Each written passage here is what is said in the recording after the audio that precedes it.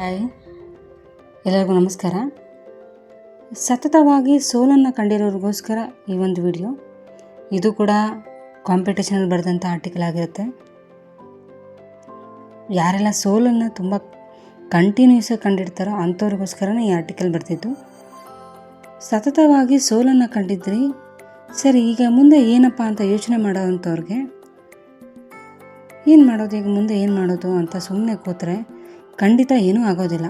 ಹಾಗೆ ಇರುವುದು 2 ನಿಮಿಷಗಳ ಕಾಲ ಕಣ್ಣನ್ನು ಮುಚ್ಚಿ ದೀರ್ಘವಾಗಿ ಉಸಿರಾಡಿ ಇಷ್ಟ ದೇವರಲ್ಲಿ ಪ್ರಾರ್ಥಿಸಿ, ನನ್ನ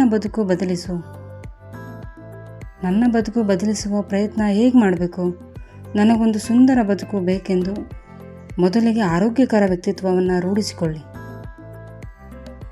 ವಾಸ್ತವಿಕ ಪ್ರಜ್ಞೆಯುಳ್ಳವರಾಗಿರಿ. ಇದು ತುಂಬ ಮುಖ್ಯ ಆಗುತ್ತೆ. ವಾಸ್ತವಿಕವಾಗಿ ಪ್ರಜ್ಞೆಯುಳ್ಳವಂಥವರಾಗಿರಬೇಕು. ಒಳ್ಳೆಯ ಆರೋಗ್ಯ ನಮ್ಮದಾಗಿರಬೇಕು, ಒಳ್ಳೆಯ ವ್ಯಕ್ತಿತ್ವ ನಮ್ಮದಾಗಿರಬೇಕು. ನನಗೊಂದು ಸುಂದರ ಬದುಕು ಬೇಕೆಂದು ಕನಸು ಕಂಡ್ರೆ ಖಂಡಿತ ಆಗೋದಿಲ್ಲ. ಇದಿಷ್ಟು ಅದ್ರ ಜೊತೆಗಿದ್ರೆ ಮಾತ್ರ ಆಗ ತನ್ನಷ್ಟಕ್ಕೆ ತಾನೇ ಬದುಕು ಬದಲಿಸುವ ಕಡೆಗೆ ನಮ್ಮನ್ನು ಕರ್ಕೊಂಡು ಹೋಗುತ್ತೆ. ಹಾಗಾಗಿ ಈಗ ವಾಸ್ತವವನ್ನು ಅರಿತುಕೊಂಡು ವಾಸ್ತವ ಏನು ಮುಂದೆ ಇರುತ್ತದೋ ಅದನ್ನು ಅಕ್ಸೆಪ್ಟ್ ಮಾಡ್ತಾ ಹೋಗಿ. ಆದ್ದರಿಂದ ವಾಸ್ತವವನ್ನು ಅರಿತುಕೊಳ್ಳಿ.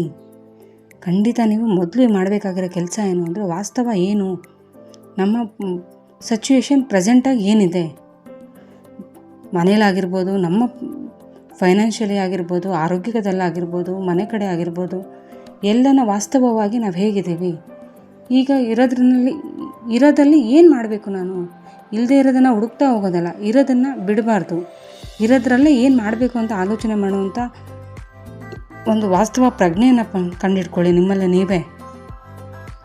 ಜಗತ್ತಿನ ವಿದ್ಯಮಾನಗಳಿಗೆ ತಮ್ಮ ಇತಿಮಿತಿಗಳನ್ನು ಹೊಂದಿಸಿಕೊಂಡು ಬದುಕುವುದು ವಾಸ್ತವಿಕ ಪ್ರಜ್ಞೆ. ಗುರಿಯಷ್ಟೇ ಅಲ್ಲ, ಅದನ್ನು ಮುಟ್ಟುವ ದಾರಿ ಕೂಡ ಸುಲಭ ಆಗುತ್ತೆ. ಅದು ಕೂಡ ತುಂಬ ಮುಖ್ಯನೂ ಹೌದು. 1 ನಿಮಿಷವನ್ನು ಕೂಡ ನೀವು ವ್ಯರ್ಥ ಮಾಡಿಕೊಂಡು ಕಳೆಯದೆ ಉತ್ತಮ ಹವ್ಯಾಸಗಳನ್ನು ಬೆಳೆಸ್ಕೊಳ್ಳಿ.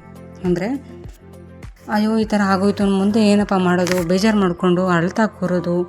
ಕೆಲವರಿಗೆ ಒಬ್ಬೊಬ್ಬರು ಒಂದೊಂದು ರೀತಿ ಅವ್ರನ್ನ ನೋವನ್ನ ವ್ಯಕ್ತಪಡಿಸ್ತಾರೆ. ಕೆಲವರು ಅಳ್ತಾ ಇರ್ತಾರೆ, ಇನ್ನು ಕೆಲವರು ಸಪ್ಪೆ ಮುಖ ಹಾಕ್ಕೊಂಡು ನನ್ನ ಜೀವನ ಮುಗ್ದೋಯ್ತು ಇಷ್ಟೇ ಅಂತ ಕೂರ್ತಾರೆ. ಇನ್ನು ಕೆಲವರು ಇದರಿಂದ ಹೊರಗಡೆ ಬರೋಕ್ಕೆ ಏನು ಮಾಡಬೇಕು ಅಂತ ಆಲೋಚನೆ ಮಾಡ್ತಾ ಇರ್ತಾರೆ. ಇನ್ನು ಕೆಲವರು ಇಷ್ಟ ಆಗಿರುವಂಥ ಸಾಂಗ್ಸ್ನ ಕೇಳಿ ಅವ್ರು ಆ ನೋವಿಂದ ಆಚೆ ಬರ್ತಾರೆ. ಇನ್ನು ಕೆಲವರು ಎಲ್ಲೋ ಒಂದು ಕಡೆ ಟ್ರಿಪ್ ಹೋಗಿ ಸುಂದರವಾಗಿರೋಂಥ ಜಾಗಕ್ಕೆ ಹೋಗಿ ಸ್ವಲ್ಪ ಅದರಿಂದ ಆಚೆ ಬರೋಕ್ಕೆ ರಿಲ್ಯಾಕ್ಸ್ ಆಗ್ತಾರೆ. ಇಲ್ಲ ಕೆಲವರು ಇಷ್ಟ ಆಗೋರ ಹತ್ರ ಮಾತಾಡಿ ರಿಲ್ಯಾಕ್ಸ್ ಆಗ್ತಾರೆ.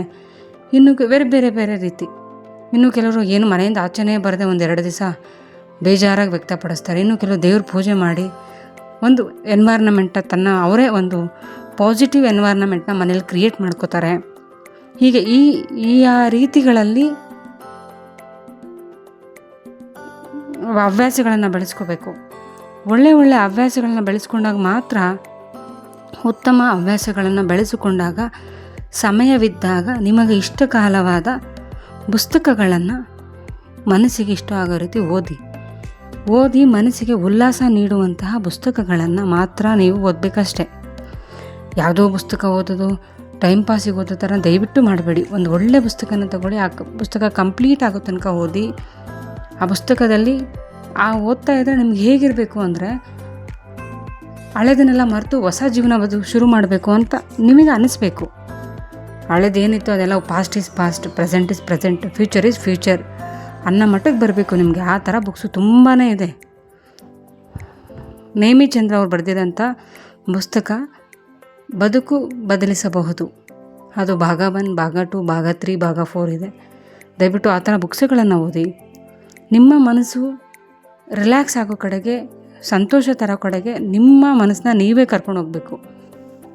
ಇಲ್ಲಿಗೆ ಯಾರೂ ಕೂಡ ಬಂದು ನೀನು ಚೆನ್ನಾಗಿರು, ನೀನು ಆರೋಗ್ಯವಾಗಿರು, ನೀನು ಹಾಗೆ ಮಾಡು ಹೀಗೆ ಮಾಡು ಅಂತ ಯಾರೂ ನಿನಗೆ ಬಿಟ್ಟಿ ಸಲಹೆಗಳನ್ನು ಖಂಡಿತ ಕೊಡಲ್ಲ.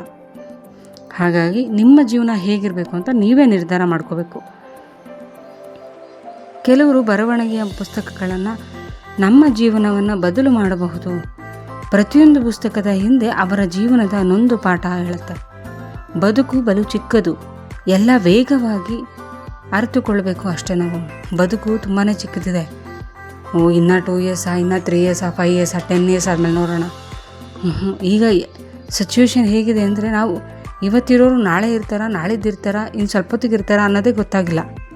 ಯಾರಿಗೂ ಗೊತ್ತೂ ಇಲ್ಲ. ನಮಗೆ ಗೊತ್ತಾ, ನಿಮಗೆ ಗೊತ್ತಾ, ಯಾರಿಗೂ ಗೊತ್ತಿಲ್ಲ. ಹಾಗಾಗಿ ಇರೋ ಅಂಥ ಚಿಕ್ಕ ಬದುಕನ್ನ ಬಲು ಸುಂದರ ಮಾಡ್ಕೊಳ್ಳೋದು ನಮ್ಮ ಕೈಯಲ್ಲೇ ಇರುತ್ತೆ.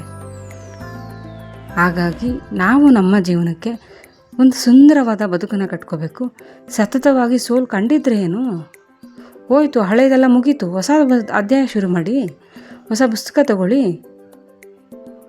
ಹೊಸ ಒಂದು ಬುಕ್ ಇಟ್ಕೊಂಡ್ರೆ ಅಷ್ಟೂ ಪೇಜಸ್ಸು ಖಾಲಿ ಇರುತ್ತೆ. ನಿಮ್ಗೇನು ಬೇಕೋ ಅದನ್ನು ಬರೆಯೋ ಶಕ್ತಿ ನಿಮ್ಮಲ್ಲಿದೆ. ನಿಮಗೆ ಆಗದೆ ಇರೋದು ಖಂಡಿತ ಏನೂ ಇರೋದಿಲ್ಲ.